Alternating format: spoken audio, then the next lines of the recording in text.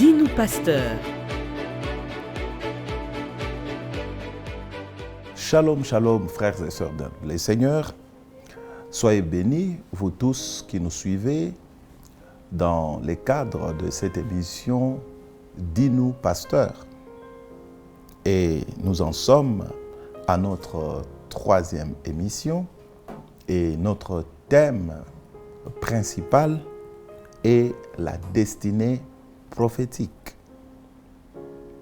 Prions. Seigneur éternel, notre Dieu, notre Roi, nous voulons te bénir, Seigneur, pour cette nouvelle opportunité. C'est toi, Seigneur, qui permet que mes bien-aimés et moi, nous puissions interagir en ce jour. Tu veux nous édifier au travers de ta parole. Nous prions, Seigneur, que ta grâce et ta miséricorde soient notre partage et que, Seigneur, la parole que tu nous communiques en ce moment soit une parole dite à propos pour nos vies, pour nos âmes, au nom de Jésus-Christ de Nazareth. Gloire à Dieu.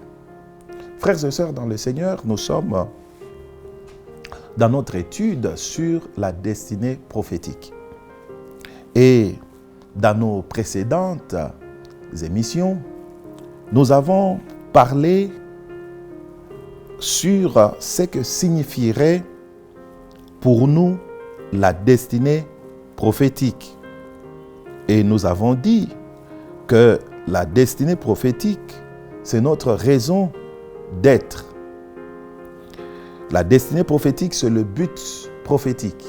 C'est la déclaration de Dieu, l'énoncé du Seigneur à notre sujet avant même que nous puissions exister.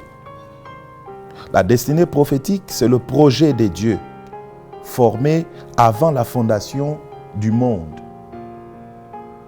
Selon nos textes de base, Jérémie chapitre 1er, le verset 5e, et aussi Jérémie chapitre 29, verset 11, que nous lirons dans la suite. La destinée prophétique suppose que la présence de chaque homme sur cette terre est le résultat du plan merveilleux de Dieu et non du hasard. La destinée prophétique signifie que nous sommes chacun uniques sur cette terre et qu'il n'y en a pas deux, trois qui auraient la même mission, les mêmes tâches à accomplir. De sorte que nous devrions, chacun de nous, exécuter à 100% ce pour lesquels nous sommes dans ce monde. Nous avions dit, en raisonnant par absurde, si le soleil se décidait de ne plus se lever, de ne plus apparaître, il y aurait un déséquilibre dans le monde. Il en est de même pour chacun de nous, pour chaque être que Dieu a placé sur cette terre. Nous avons parlé aussi du Dieu de la destinée. Et nous avons montré qu'il n'existe pas de destinée sans Dieu. Parce que, déjà, nous devrions savoir que Dieu existe. Genèse chapitre 1er, verset 1er, commence en affirmant l'existence de Dieu. Au commencement, Dieu créa les cieux et la terre. Dieu existe. Non seulement il existe, mais il est aussi le très haut, le souverain, le haut placé, celui qui décide sur toutes choses. Il est le tout-puissant, capable de créer une destinée, de former une destinée, d'amener une destinée jusqu'à son accomplissement. Si nous voulons vivre notre destinée prophétique, nous devons au préalable croire que Dieu existe, faire la rencontre personnelle avec Dieu, que nous avons exprimé en parlant de connaître Dieu, une connaissance pas intellectuelle, mais une connaissance expérimentale. Qu'est-ce que je dis? Une expérience, voilà. Je crois que c'est ce que je voudrais dire. Une expérience, c'est-à-dire rencontrer Dieu par une intimité personnelle, une relation vitale avec lui. Parce que celui, Dieu, qui est le maître des temps, des circonstances, le maître des saisons, le maître des destinées, il est capable de créer une destinée, il est capable aussi de tuer une destinée. Aujourd'hui, nous voulons parler de découvrir et connaître la destinée prophétique.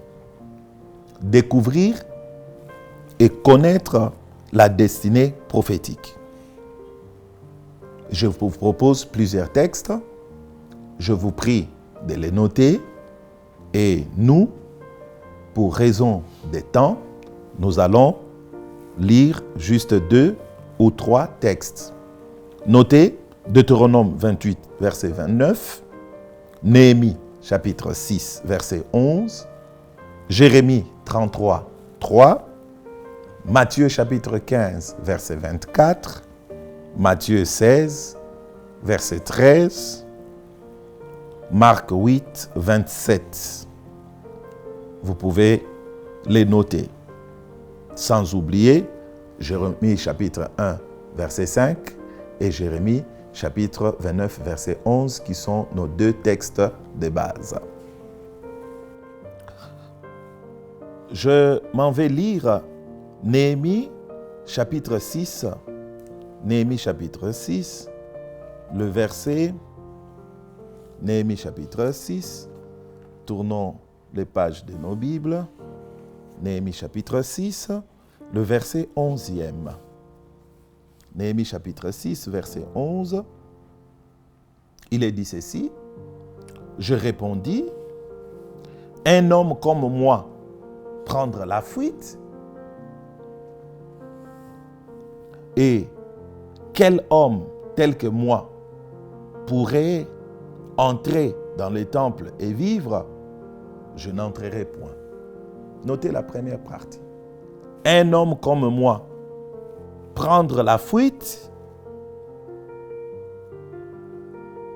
Alors nous parlons de découvrir et connaître la destinée prophétique. Bien-aimés frères et sœurs, notez que tout homme est obligé d'avoir une connaissance, même vague, de sa destinée prophétique. Tout homme. Vous ne pouvez pas exister sans avoir une idée sur le but de votre existence sur cette terre. Et j'ai souligné une connaissance, même vague. En matière de destinée, il est préférable d'avoir même des bribes, juste de petits signaux, plutôt que de ne rien savoir sur votre destinée.